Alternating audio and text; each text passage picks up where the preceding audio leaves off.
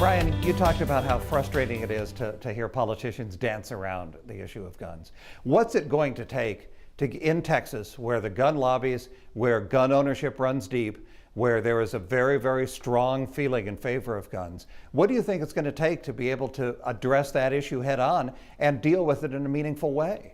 Well, for one thing, I think that we can shift the conversation to, sometimes it comes down to how we're speaking about it. We can stop talking about gun control per se and talk about gun safety.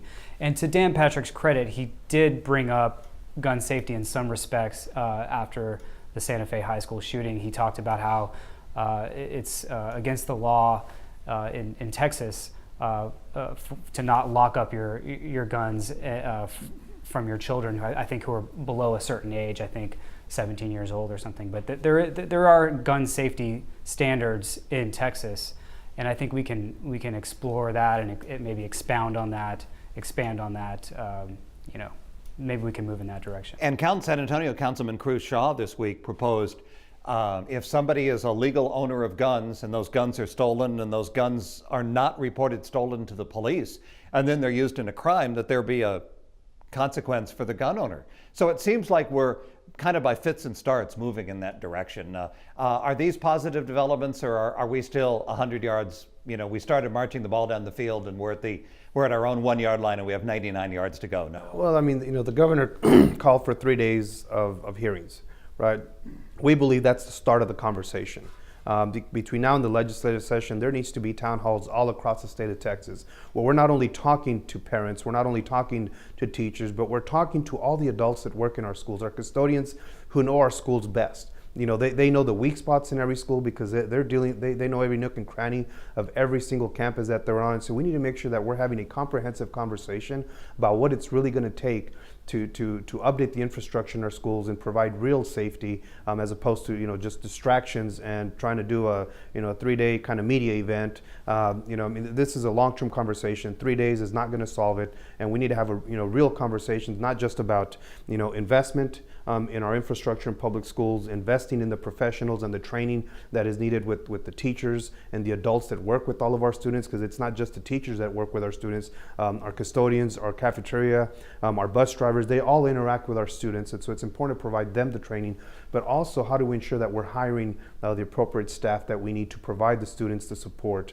that is needed throughout the entire school year. Brian, your points seem to go to the idea that this is not a school problem, this is a problem of society. Right. I mean, I agree that arming teachers is absolutely the wrong way to go. I don't think reducing the number of doors in a school is going to have any substantial effect on the problem.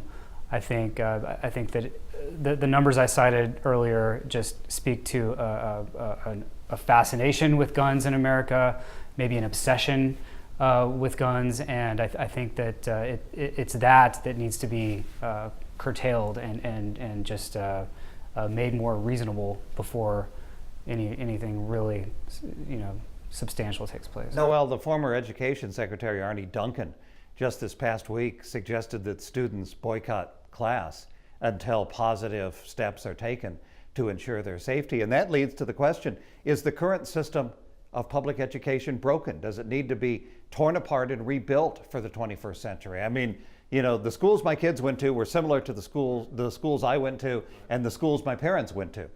Is it maybe time to look at the entire structure of public education? Maybe there's other options other than the big neighborhood public school that everybody goes to. Well, the system is not broken, and I think what we're doing is we are no longer making our neighborhood schools the hub of the community that brings together the community, that actually builds community. And I think that's our public schools serve more of a purpose than just academics. Our public schools in every single neighborhood is about bringing the community together, right? And how do we build community through our public school system, where everyone in the community, regardless if you have children in the system, you have children coming into the system, or you already had children that came through the system, that you feel and understand that these are our schools and that we all need to be a part of our schools and using our neighborhood public schools as a hub of building community and building each other and actually building neighborhoods. And that's really what we need to be talking about, is how do we ensure that we're investing in our public schools